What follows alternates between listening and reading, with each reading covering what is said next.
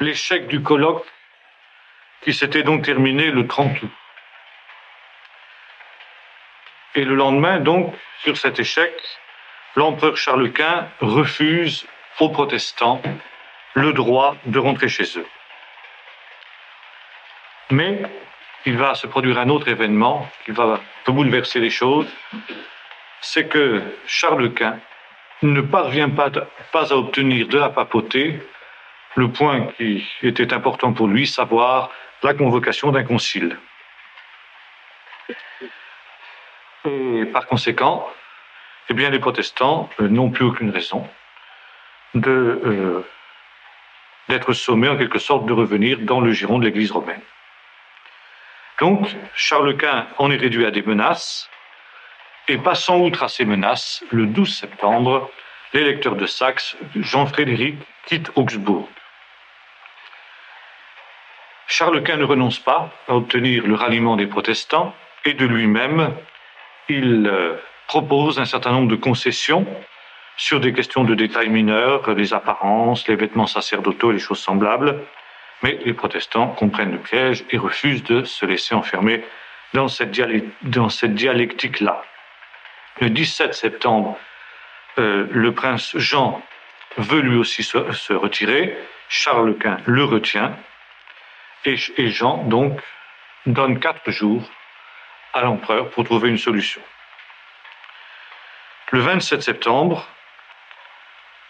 c'est l'empereur qui reprend la balle au bond et lui donne 6 jours aux protestants pour trouver un accord avec le pape. Des deux côtés, on commence à s'énerver. Une autre condition que met l'empereur, c'est que les protestants, les princes protestants, doivent se joindre à lui pour réduire les anabaptistes en Suisse. Nous aurons l'occasion de revenir sur cette présence des anabaptistes en Suisse. Ce qui est intéressant, c'est que dès ce moment, la réforme est qualifiée de secte. Curieuse retour des choses. Et la dernière entrevue qui a lieu est une entrevue qui est lourde de menaces. Seulement, il y a un autre élément aussi qui va faire basculer les choses, c'est que l'archevêque Primat de l'Église allemande refuse de prendre les armes contre ses frères. Et ce faisant, eh bien, les menaces de Charles Quint ont un peu tendance à tomber dans le vide. Les catholiques s'en prennent avec virulence au prosélytisme protestant, et devant son échec total, le 4 octobre, Charles Quint écrit au pape pour que ce dernier convoque une nouvelle croisade contre les protestants. À Augsbourg même, les catholiques commencent à se livrer à un certain nombre d'actes de brutalité à l'endroit des protestants, mais il y a un autre élément aussi qui va contribuer à désamorcer les choses, c'est la présence des Turcs aux frontières de l'Empire. L'empereur a besoin de l'appui des princes protestants pour combattre les Turcs, et les princes allemands décident qu'ils ne participeront pas à la guerre contre les Turcs si l'empereur ne reconnaît pas la liberté de religion. Charles Quint se résout donc à la guerre. Et le 22 décembre, la Diète se disperse enfin pour que se fasse une mobilisation des forces catholiques. En fait, cette mobilisation des forces catholiques n'aura jamais lieu. Et en dernier ressort, l'analyse qui était d'ailleurs celle de Luther, c'est que la Diète d'Augsbourg s'est finalement achevée par une victoire des protestants et que la Diète a affermi la réforme. Quelques années plus tard, en 1555, l'empereur reconnaîtra la liberté de religion et signera avec les princes protestants la paix d'Augsbourg, qui s'appelle la paix d'Augsbourg, qui va donc entraîner une période de concordat, si l'on peut dire. Donc c'est une victoire. C'est une victoire incontestable du protestantisme, d'abord parce qu'elle a permis l'élaboration de la fameuse déclaration de foi, qui va être l'étendard de la réforme pendant tout le XVIe siècle, et deuxièmement parce qu'elle aboutira finalement à une reconnaissance volens nolens par l'empereur de l'existence légale, en quelque sorte, de la réforme en Allemagne. Maintenant, il y a un autre point qu'il nous faut voir quand nous parlons de Luther, c'est l'attitude de Luther sur un certain nombre de grands points, de grands problèmes de son temps. D'abord, les problèmes de société. Luther a une conception très intéressante des rapports de l'Église et de l'État. Et cette conception va être à peu près partagée par l'ensemble des églises issues de la Réforme, on peut dire jusqu'à nos jours. C'est la doctrine des deux règnes. Il y a deux institutions qui ont été voulues par Dieu et instituées par Dieu. Le domaine de la société civile, qui est le domaine du moindre mal. Et pour faire régner ce moindre mal, compte tenu du fait que l'homme est un homme pécheur, Dieu a institué des autorités civiles, des magistrats, des princes, les pouvoirs politiques, etc. Et la tâche de ces derniers est de réprimer les abus les plus notoires de façon à ce que la société ne tourne pas au chaos. Il y a donc besoin d'une contrainte et l'autorité civile a le droit et le devoir d'utiliser la contrainte pour amener les récalcitrants dans le droit chemin.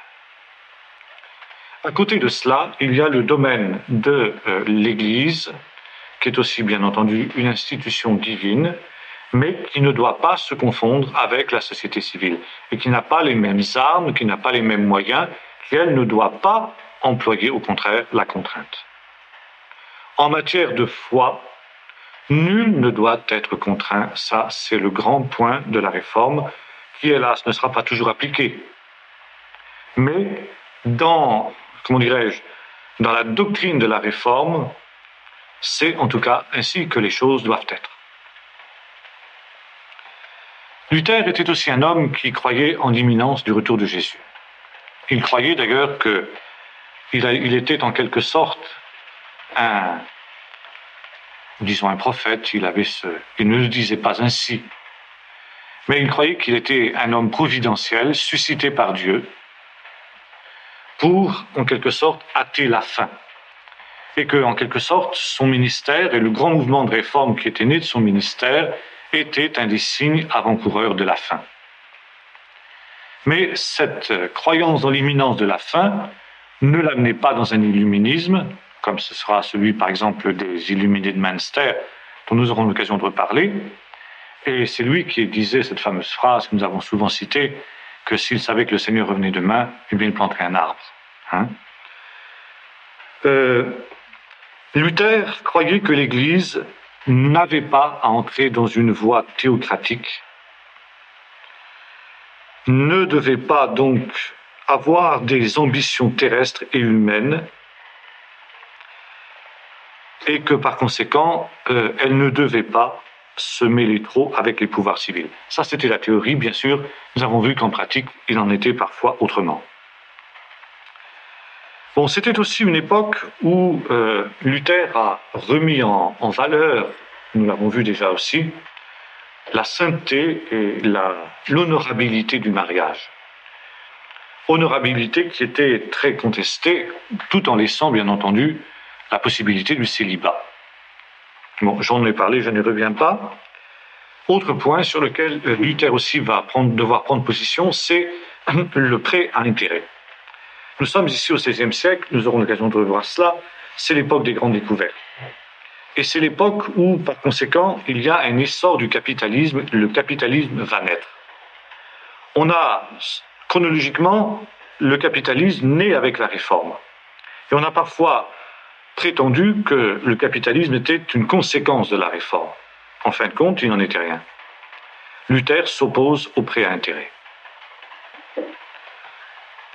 En fait, dans la société médiévale, c'était là la position de l'Église catholique, et cette position avait empêché justement un certain essor économique, et les seuls qui, quand on avait besoin donc d'emprunter des fonds, on se tournait vers les seuls qui étaient en dehors du système de l'Église, si vous voulez, à l'époque du Moyen-Âge, les Juifs. Mais en même temps, on les méprisait pour cette raison, justement, qu'ils étaient des usuriers. Et en même temps, on les utilisait. Et vous, c'était ambigu. Les Juifs étaient très utiles parce qu'ils étaient les seuls qui avaient le droit donc de pratiquer l'usure, et en même temps on les haïssait et on les méprisait pour cette raison qu'ils pratiquaient l'usure. Comme ils n'avaient pas d'autre choix, ils n'avaient pas d'autre possibilité que d'être dans cette situation-là, voilà, c'était ainsi. C'est de là qu'est né le mythe du Juif ami de l'argent, hein, ça vient de là. Donc Luther s'oppose à l'évolution des mentalités et des mœurs dans le domaine. Luther aussi refuse la notion que l'individu a la possibilité de se faire justice lui-même, précisément au nom de la doctrine des deux règnes. Et c'est au nom justement de cette vision des choses qu'il va prendre parti contre les paysans. Car il estime que les paysans sont des gens justement qui violent cette notion et qui se font justice eux-mêmes. Pour Luther, le chrétien doit souffrir l'injustice plutôt que de se faire justice lui-même, mais cela ne l'empêche pas de protester, de dire la vérité, de dire que ce qu'il est en train de souffrir est une injustice. C'est d'ailleurs une position assez biblique d'une manière générale. Maintenant, la position de Luther sur la guerre. Elle découle aussi de sa doctrine des deux règnes. L'homme est pécheur, donc il faut s'attendre à ce qu'il y ait des méchants. Et les princes, dans l'intérêt de leurs concitoyens, de la même manière qu'ils ont le droit et le devoir d'employer le glaive contre les malfaiteurs qui sont à l'intérieur de leurs États, les princes ont aussi le droit et le devoir de résister à ceux qui, venant de l'extérieur, voudraient agresser la paix et les intérêts vitaux de leurs concitoyens. Mais pour Luther, la seule guerre qui est justifiable pour un chrétien, c'est la guerre défensive. Et c'est au nom de cette vision, d'ailleurs, qu'il s'opposera à ce fameux complot dont nous avons parlé ensemble la dernière fois, qui consistait à prendre les devants d'une soi-disant attaque catholique qui se dessinait. Tout ça, c'était entièrement faux, nous l'avons vu. Autre point, alors là, sur lequel Luther, alors, est très, très contestable. Car Luther était un homme, et il n'est pas un saint. Le protestantisme n'a pas de saint. Luther, donc, et les Juifs. Ça, c'est une question extrêmement douloureuse. La situation des Juifs au XVIe siècle était une situation qui allait en se dégradant. Elle allait en se dégradant à cause justement de cette évolution économique de la société des temps modernes, si l'on peut dire. Et les Juifs souffraient à cette époque-là, en particulier, de nombreuses expulsions. Les princes, quand ils avaient besoin d'argent, expulsaient les Juifs de leurs États pour des raisons théologiques, pour être agréables au Seigneur, car les Juifs souillaient par leur présence immonde et impie la terre sainte des États dans lesquels ils se trouvaient, mais avant de les expulser, on prenait bien soin de confisquer tous leurs biens. Ça joignait l'utile à l'agréable, ça permettait donc d'acquérir les grâces du ciel en faisant une œuvre pie à l'endroit des assassins du Christ, et en même temps, ça joignait aussi l'utile, à savoir que ça permettait de renflouer les finances quand on en avait besoin. On attendait quelques années, on faisait revenir les Juifs, et quand les Juifs s'étaient enrichis, à nouveau on les expulsait, on confisquait leurs biens. Bon. Alors il est évident que cette situation était extrêmement douloureuse pour les Juifs, et Luther donc va très vite, comme d'ailleurs ceux qui l'ont précédé, s'intéresser à eux. D'ailleurs, un des précurseurs de la réforme, le maître de Luther en ce qui concerne les lettres hébraïques, Reuchlin, est un homme qui va se pencher sur les textes de Rachi. Et par l'intermédiaire de Reuchlin, Luther aussi va entrer en contact avec les commentaires de la Bible de Rachi, le grand commentateur juif du XIIe siècle. D'autre part, la certitude qu'a Luther que nous sommes dans les temps de la fin, que le retour du Seigneur est imminent, l'amène à s'intéresser aux Juifs, car il sait par la Bible qu'avant le retour de Jésus, il y aura un réveil parmi les Juifs.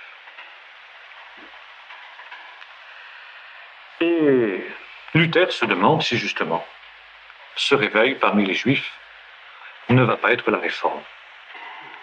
S'il ne va pas être lui, Luther, le prophète qui va amener les Juifs à se tourner vers Jésus. Et Luther, donc, va se tourner vers eux. Mais il ne faut pas oublier qu'avant sa conversion, Luther, le jeune Luther, était, comme tous les hommes de son temps, antisémite. Et notamment, il accuse les Juifs d'être des orgueilleux. Lorsqu'il se convertit, eh bien, il va changer d'attitude. Et il écrit, par exemple, commentant l'Épître aux Romains, et notamment le chapitre 15, verset 11 de l'Épître aux Romains, « Louez-le, nation, avec son peuple », qu'il faut tolérer les Juifs et louer Dieu avec eux. Il pense qu'un certain nombre de Juifs seront sauvés avant que l'ensemble du salut ne vienne pour le peuple. Bien sûr, avec l'Épître aux Romains, il sait que c'est le retour de Jésus qui provoquera, le retour d'Israël à Dieu par Jésus, et qu'en attendant, il ne faut pas provoquer les Juifs, ni provoquer de haine réciproque. Il a très bien vu que c'est essentiellement l'attitude de haine des chrétiens qui empêche les Juifs de croire et de se tourner vers Jésus. Et Luther considère que sa tâche, à lui, c'est de persuader les Juifs en leur montrant d'abord que Jésus est un des leurs, ce qui est une intuition géniale, notamment en ce temps-là. Il veut les amener à réaliser que la foi néo-testamentaire est une foi qui n'est pas étrangère à leur culture. Et dans un grand élan de sympathie qu'il a pour les Juifs à cette période-là, il leur dédie un de ses ouvrages qu'il intitule ainsi « Il est né juif ». Il, évidemment, c'est Jésus.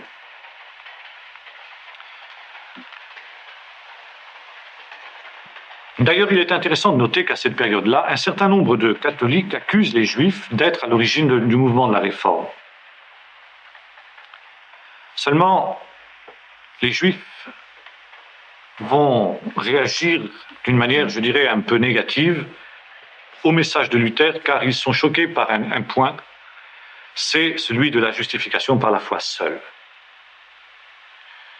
La justification par la foi seule amène Luther à rejeter toutes les œuvres de la loi, donc toute la tradition juive. Comprenez bien. Et ça, bien évidemment, les Juifs ne peuvent pas l'accepter.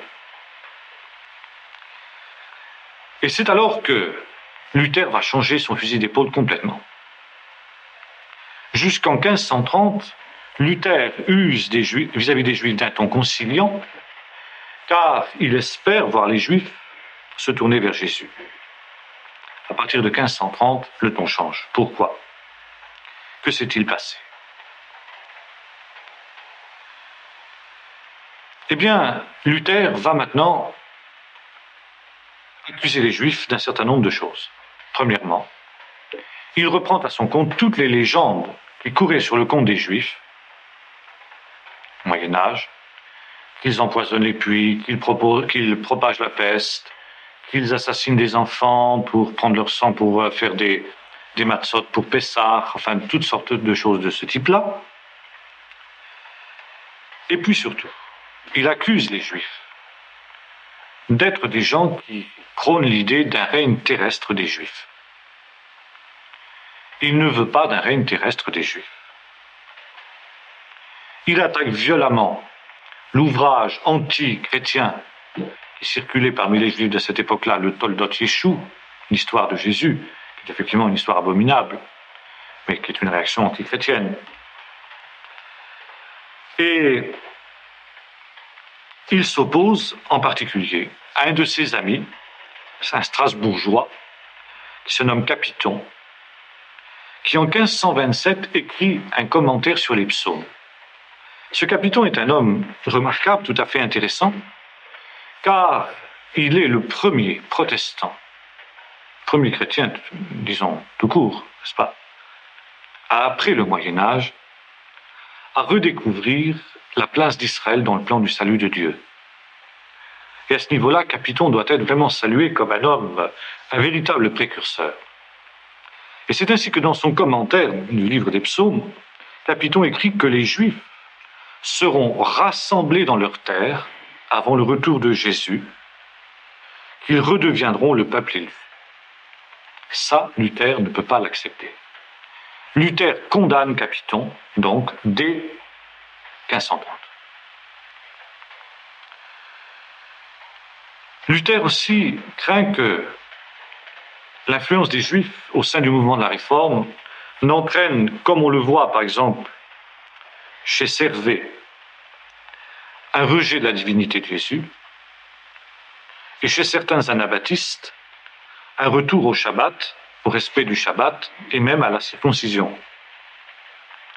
Il y a un risque de judaïsation, à son sens, du mouvement de la Réforme, et il voit dans les Juifs, il accuse les Juifs, dès cette période-là, d'être les suppôts de l'Antichrist. Il va plus loin.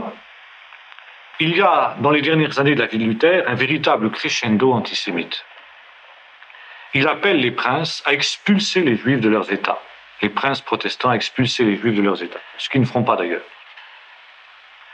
Devant justement ce refus, eh bien, Luther ira jusqu'à demander que les Juifs soient exterminés.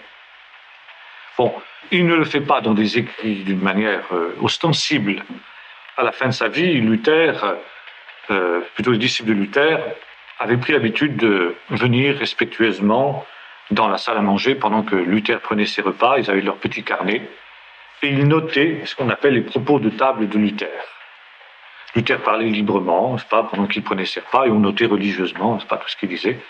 Une espèce de vénération là qui dépassait un peu la limite de ce qui était normal, n'est-ce pas, de la part des disciples de Luther. Et dans les propos de table de Luther, il y a des propos absolument invraisemblables contre les Juifs. Des choses terribles, terribles, terribles. Des véritables appels au meurtre, des appels au génocide. Et un certain nombre d'historiens juifs ont noté qu'il y a une filiation indiscutable entre les propos de table de Luther et puis le génocide hitlérien, quoi. Les princes ne suivront pas Luther dans ses excès. Luther le pensait-il vraiment, d'ailleurs? Il parlait comme ça, à bâton rompu. Bon, certain que de tels propos dénotaient quelque chose, indiscutablement. Mais enfin, est-ce que Luther s'est pas entraîné non plus dans sa verve, etc. Bon. Mais en tout cas, ce que les princes allemands n'ont pas fait de son temps, Hitler, lui, l'a fait. Ça, c'est sûr. Ça, c'est indiscutable. Le dernier sermon de Luther avant sa mort a été un sermon contre les Juifs.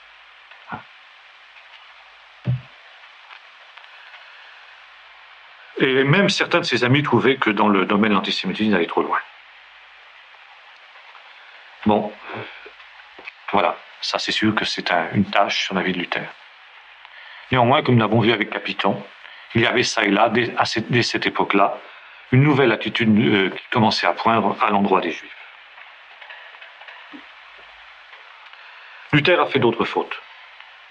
Luther était trop allié avec les princes, nous l'avons vu, et notamment un gros problème va se produire dans les dernières années de sa vie, car son ami, le prince Philippe de Hesse, eh bien, va tomber amoureux d'une jeune femme, et puis vivre dans l'adultère avec elle, disons.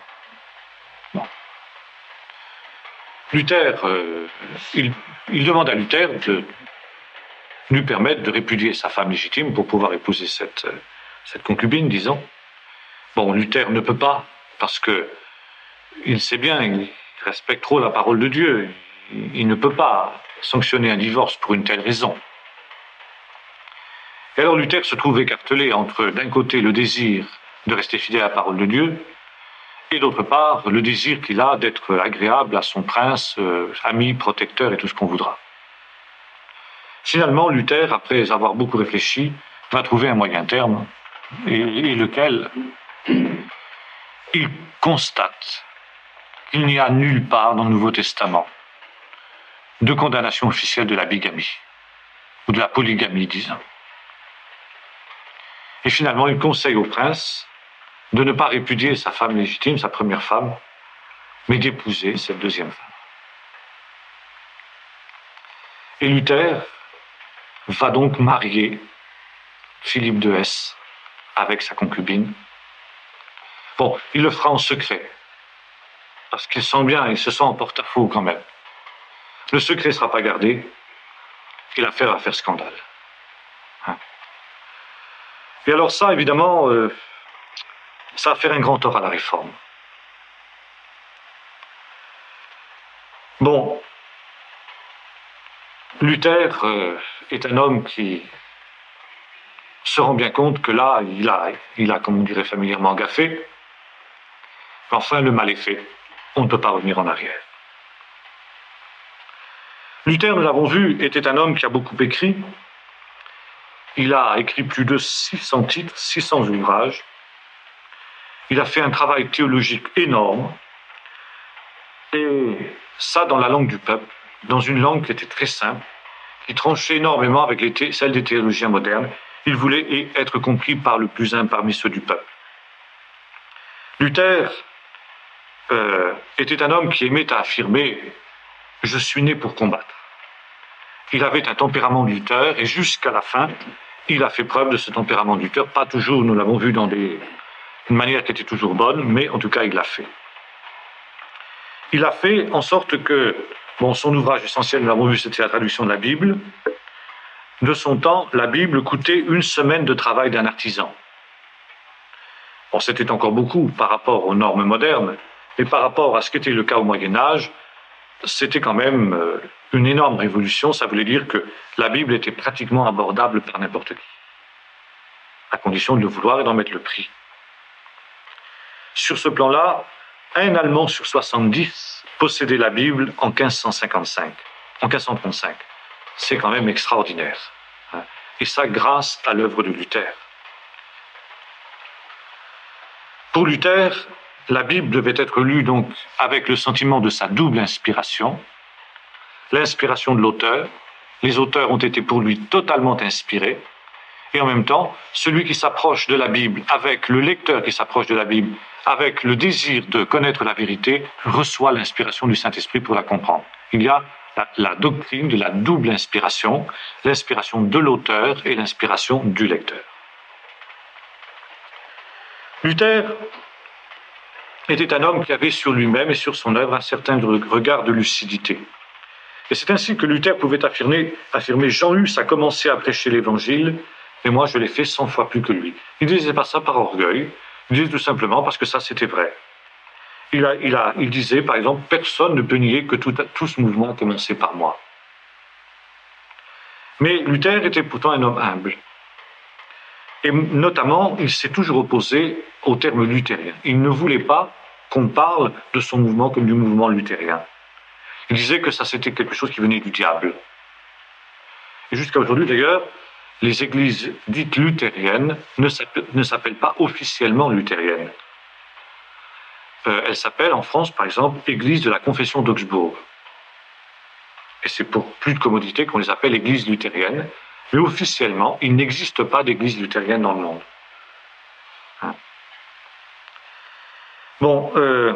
Luther était un homme qui se connaissait. Il savait qu'il était imparfait. Il se méfiait de son propre tempérament. Il savait qu'il avait un tempérament impulsif. Et alors, il pouvait dire qu'il a été poussé d'en haut pour agir comme il a agi. Il a agi, dit-il, malgré lui, en proie à une contrainte intérieure, et qu'il a avancé, dit-il, j'ai avancé comme une mule aveugle. C'est le Seigneur qui m'a poussé. Il était conscient que son temps était un temps de révélation de l'Évangile, qui annonçait, nous l'avons vu, la fin des temps. Il a pu dire, je suis le prophète des Allemands. Luther était un homme qui, dans ce domaine-là, était tout à fait désintéressé. Il a pu dire que Dieu cache, il révèle Jésus-Christ à ceux qui le cherchent de tout leur cœur et qu'il a été de cela. Autre point tout à fait contestable de l'œuvre de Luther, c'était sa position vis-à-vis de la guerre des paysans. Ça, il nous faut revenir là-dessus. Nous avons fait quelques allusions. Maintenant, il faut revenir sur cette guerre des paysans qui a eu lieu de l'été 1524 au printemps 1525. C'est une guerre qui est partie d'Allemagne, qui s'est étendue en Suisse et en Autriche, et qui a fait entre 70 et 100 000 victimes. Donc c'est vraiment une tragédie énorme. La guerre des paysans avait pour raison des revendications religieuses et sociales. La notion, et c'était finalement la conséquence de la prédication de Luther, la notion de justice divine avait entraîné chez les paysans l'idée que le servage auquel ils étaient astreints était une réalité qui était profondément injuste. Dans la mesure aussi où Luther avait affirmé le sacerdoce universel, les paysans en avaient conclu que les laïcs étaient aussi des gens qui avaient des droits dans la société civile. Et ils s'étaient mis donc à revendiquer ces droits. Dans un premier temps, ils avaient fait appel à Luther. Et Luther avait cherché une solution pacifique. Un des amis de Luther, Thomas Menzer, était entré, lui, dans le mouvement aux côtés des paysans. Il avait pris fait et cause pour les paysans et Luther l'avait désavoué. Luther avait d'abord donc cherché, nous avons dit, une solution pacifique. Il avait reconnu le bien fondé d'un certain nombre de revendications des paysans. Il s'était mis à stigmatiser la vie insolente des princes, leur endurcissement face à l'Évangile. Et il leur avait proposé donc d'assouplir la condition des paysans. La tentative de médiation de Luther s'était terminée par un échec. Et devant cet échec, les paysans avaient donc pris les armes. Là, Luther était au pied du mur, ou bien il prenait le parti des paysans comme une serre et il s'aliénait les princes, ou bien il prenait le parti des princes et alors à ce moment-là, il se dressait contre les paysans. Luther a choisi de prendre le parti des princes, pour deux raisons. D'abord parce qu'il avait besoin d'eux, et puis deuxièmement parce que Luther était un homme, nous l'avons vu, qui avait une très grande notion d'autorité. Et se basant sur le texte de Romains « Soyez soumis aux autorités », il a donc condamné les paysans. Seulement, Luther, là où il a déraillé à fond, c'est que non seulement il a condamné la révolte des paysans, ce qui était en soi légitime éventuellement, mais il a conseillé aux princes la plus grande fermeté et je dirais la plus grande férocité. Ça, il n'avait pas besoin de le faire. Il a écrit contre les paysans des pamphlets d'une rare violence, comme il savait le faire contre les Juifs d'ailleurs, appelant à la répression la plus féroce, les appelant des bandes pillardes. L'effet a été déplorable. Déplorable notamment sur les paysans. Plus tard, évidemment, quand les princes sont allés trop loin dans la répression, Luther a manifesté sa réprobation, mais le mal était fait.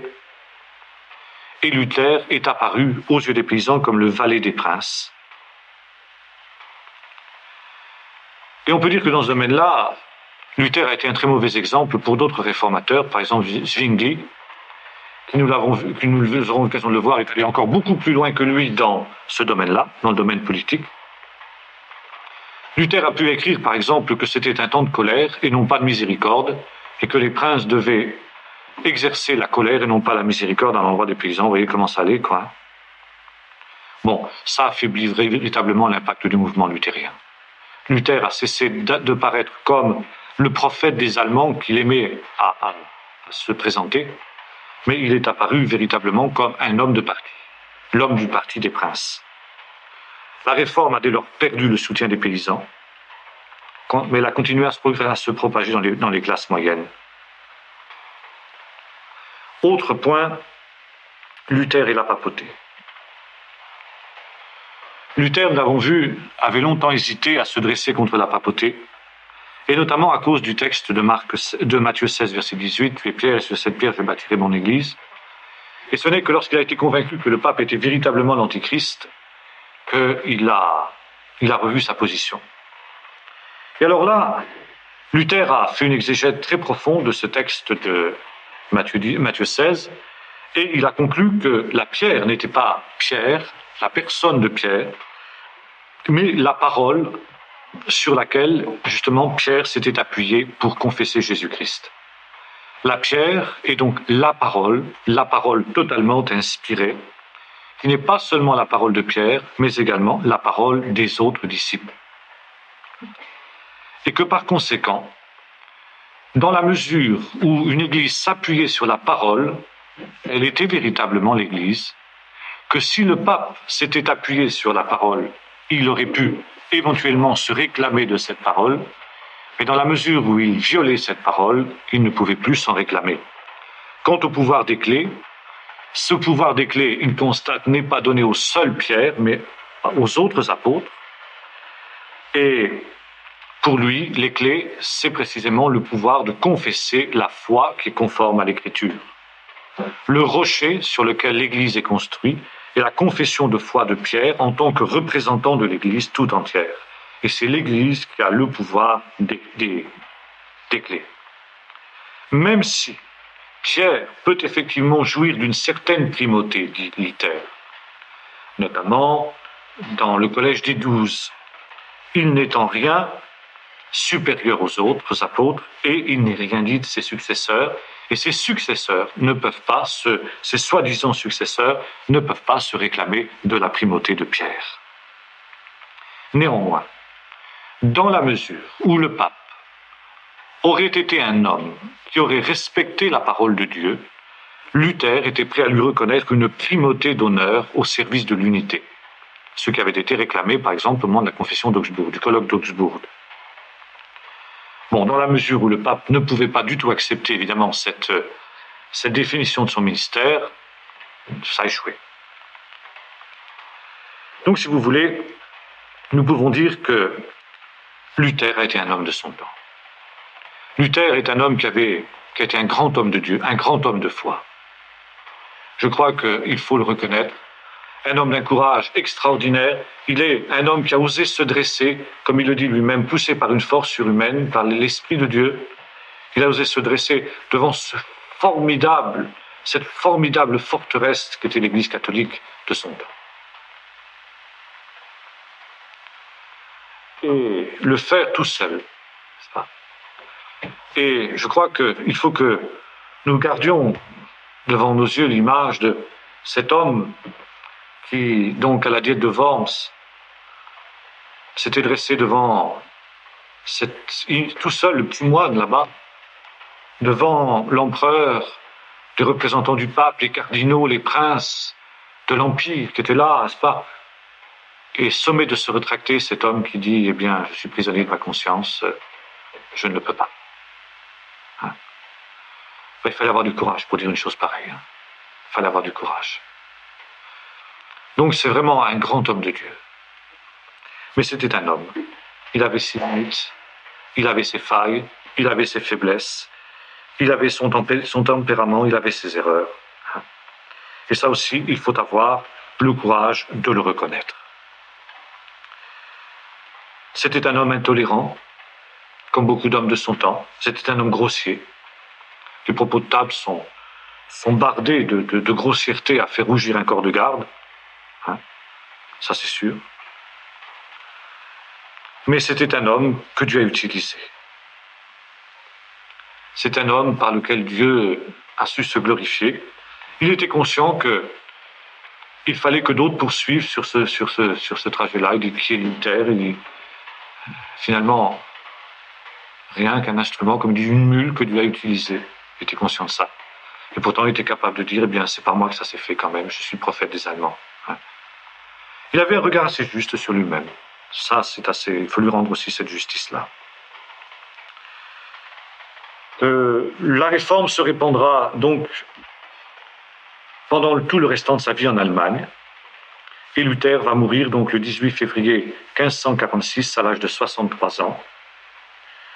juste l'année où allait s'ouvrir le Concile de Trente. C'était un véritable... Là, c'est pas le fruit du hasard. Hein. Enfin, c'est tout à fait intéressant, une coïncidence tout à fait étonnante. L'année où allait commencer la contre-réforme catholique, eh bien, le grand réformateur s'était né. Hein. Donc, si vous voulez, voilà en gros ce qu'on peut dire de la première partie de la réforme allemande, la réforme luthérienne. Hein. Alors, nous aurons l'occasion de revenir sur la réforme allemande et son extension dans les pays voisins. Mais maintenant, il nous faut voir une autre réforme, si j'ose dire, ce qu'on pourrait appeler la réforme humaniste. Peut-être que, néanmoins, avant de parler de la réforme humaniste, on pourrait encore dire quelques mots. Attendez voir. Je trouve ici.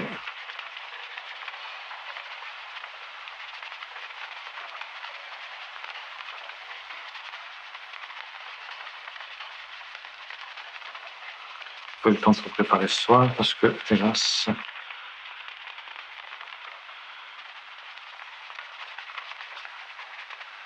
Bon, non, je crois qu'on va continuer comme ça. Bon, la réforme humaniste est une réforme qui s'est étendue en Suisse, puis en Alsace, et ensuite en France. Voyons d'abord, si vous voulez, la réforme en Suisse.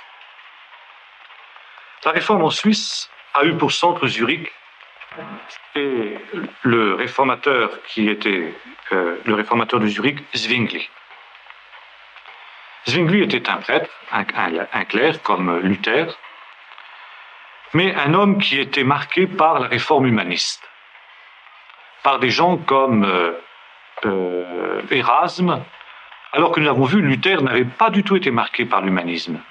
Hein. Mais sous l'impulsion d'Érasme, Zwingli était un homme qui était tenté de revenir aux sources de la Bible, l'hébreu et le grec. Il avait notamment appris l'hébreu et il avait été initié à la philosophie grecque. Il avait étudié le Nouveau Testament d'Érasme et il avait pris conscience des erreurs de l'Église catholique. Notamment, il était devenu un homme qui ne pouvait plus sentir du tout les pèlerinages. Il avait une haine sans borne des pèlerinages. Zwingli, quand Luther a lancé son mouvement, s'est senti poussé lui aussi à suivre la même voie à Zurich, et il est devenu un réformateur beaucoup plus radical que Luther. Il y a eu une rupture brutale, tellement brutale d'ailleurs que le petit peuple ne l'a pas comprise. Un petit peu, si vous voulez, ce qui s'est passé dans le peuple catholique au moment de Vatican II. Vatican II a été comme un ébranlement pour le petit peuple catholique, un petit peu comme l'a été la réforme de Zwingli. Zwingli était un homme qui avait donc été amené à prendre des positions, nous l'avons vu, beaucoup plus radicales que Luther, et qui va être aussi amené à... Je me retrouve dans mes notes.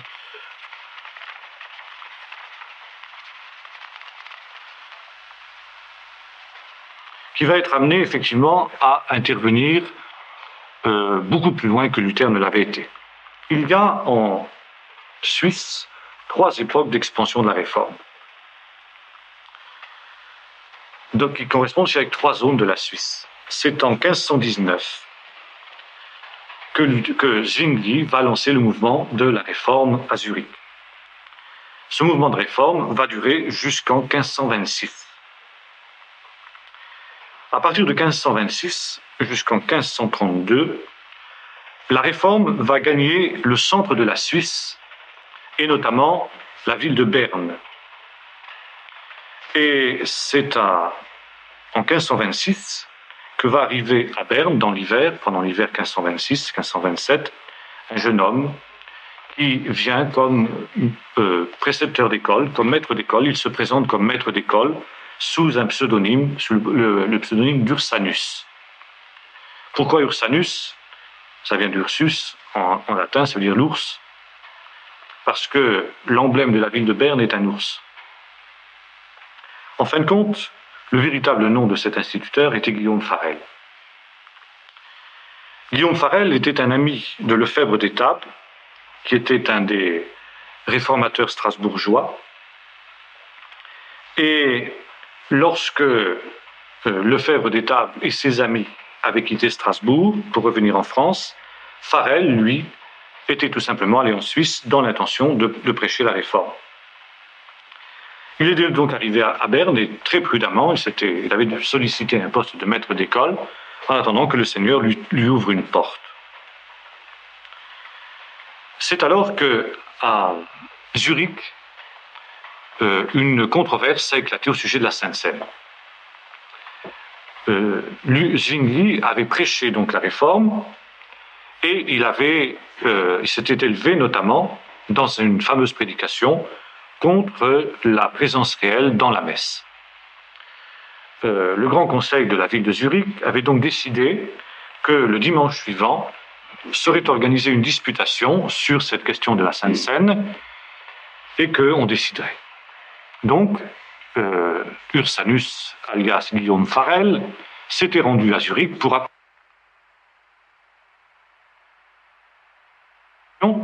et il avait pris parti pour Zwingli dans cette querelle. Finalement, Zwingli l'avait emporté haut la main avec les citations bibliques. Il avait convaincu donc le Grand Conseil du bien fondé de la réforme, et le Grand Conseil avait donc décidé que la ville de Zurich allait maintenant passer à la réforme. Que la religion catholique, la pratique de la religion catholique était désormais interdite sur le territoire de la République de Zurich, et que la religion officielle était désormais la religion donc qui allait naître de ce que Zwingli et ses associés allaient élaborer. Tout était à créer, n'est-ce pas? Donc, dans les semaines qui suivent, Zwingli prêche les grandes vérités de la réforme. Le salut par la foi, il attaque le purgatoire, l'adoration des saints, et Guillaume Farel donc décide, une fois la réforme bien établie à Zurich, de répandre partout ailleurs, n'est-ce pas, en Suisse, le message de la réforme. De Berne, Farel se rend dans la ville d'Aigle, et là, il se dévoile pour ce qu'il est, c'est-à-dire Guillaume Farel, ministre de la parole. Il se proclame tel, donc au printemps de 1527. D'Aigle, il passe à Lausanne pour prêcher la même réalité. Et là, il convertit un moine qui sera exécuté d'ailleurs pour s'être converti. À cette époque-là, Berne était un État militaire qui fournissait, vous savez, les fameux volontaires suisses qui combattaient dans toute l'Europe, qui étaient des mercenaires. Et les soldats suisses étaient très réputés et ils étaient formés essentiellement à Berne. Berne était administré par deux chambres que l'on appelait le Grand Conseil et le Petit Conseil. Et immédiatement, à la suite de la prédication de Guillaume Farel à Berne, la question de la réforme est donc venue à l'ordre du jour. Les deux conseils sont entrés en conflit sur cette question de la réforme, et pourtant Berne, petit à petit, s'est rapproché de Zurich. En 1527, le Grand Conseil a été renouvelé par des élections, et une majorité en faveur de Zurich s'est dessinée donc en faveur de la réforme. Il y a donc eu à nouveau, comme à Zurich, une disputation. Une disputation à trois composantes. D'une part, bien entendu, la partie catholique, d'autre part, Guillaume Farel, et troisièmement, les anabaptistes qui commençaient à intervenir dans cette région-là. Or, la disputation de Berne intéressait 5 cantons qui s'intéressaient à cette question de la réforme. Zwingli a décidé de participer à la disputation de Berne et il s'est rendu lui-même à Berne avec 300 de ses collaborateurs.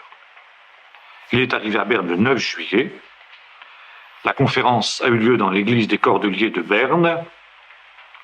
Aux côtés de Zurich, il y avait des hommes de poids Par exemple, Martin Bucer, qui sera le réformateur de Strasbourg, Capiton, dont nous avons déjà entendu parler pour le livre remarquable qu'il avait écrit sur Israël, et puis un certain Scolopendre, qui lui aussi sera un des grands noms donc, de la Réforme.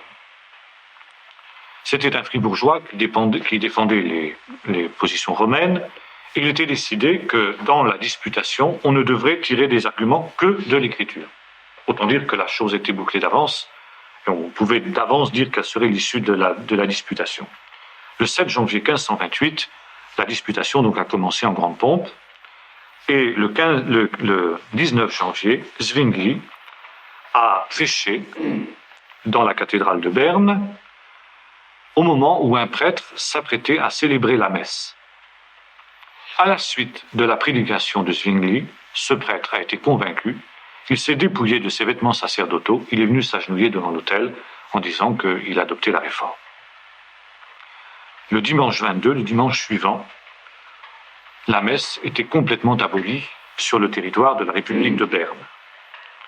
Néanmoins, la disputation continuait. Les arguments catholiques étaient tout à fait intéressants. Voilà, par exemple, comment les catholiques voyaient les choses. Ils disaient, il est écrit que les chrétiens doivent être soumis aux autorités. Or, les chrétiens sont tenus d'obéir même au diable, puisque le diable est le prince de ce monde. Vous voyez l'argumentation, hein? Il est aussi écrit « Accorde-toi avec ton ennemi ». Donc, si les chrétiens doivent obéir au diable et s'accorder avec leur ennemi, à combien plus forte raison doivent-ils s'accorder avec l'Église, seule, unique, catholique, sainte, romaine et apostolique et tout ce que vous voudrez. Voilà l'argumentation des catholiques. Ça n'a pas convaincu le Grand Conseil, qui donc a voté, confirmé le 25, l'abolition de la messe et la destruction des images et des statues. La réforme donc triomphait à Berne.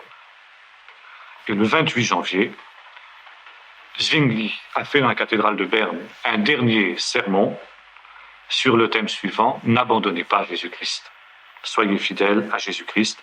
Le 7 février, l'édit de réforme était publié à Berne définitivement.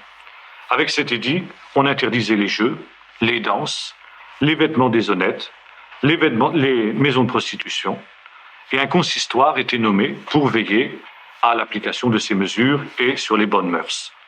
Les monastères ont été abolis, les moines chassés, les monastères ont été transformés en hôpitaux, et à Pâques, la première Sainte Seine a été célébrée solennellement avec un grand sentiment de sainteté et de la présence de Dieu.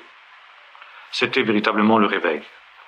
Un conseiller a été destitué parce qu'il avait commis un adultère, et les grands ont renoncé à leur pension et aux privilèges qui étaient le leur. Il y en a même qui sont allés jusqu'à pousser le zèle, jusqu'à aller dérober une relique qui était la tête d'un Saint Béat, un certain Saint Béat, qui était vénéré dans une chapelle des montagnes voisines, pour constater que c'était un crâne qui était complètement faux. Et en fait, ils ont été mal inspirés en agissant de cette manière-là, car les catholiques voisins de la ville d'Interlaken ont pris ombrage qu'on ait volé la tête de leur saint. Et alors, ils ont demandé à Rome de provoquer une mobilisation contre la ville de Berne pour faire rendre justice de ce privilège. Et la guerre a éclaté entre Berne et Interlaken pour cette malheureuse question de la tête de Saint Béat qui avait été volée par les gens de Berne. Et on verra la prochaine fois comment s'est terminée cette bataille mémorable. Est-ce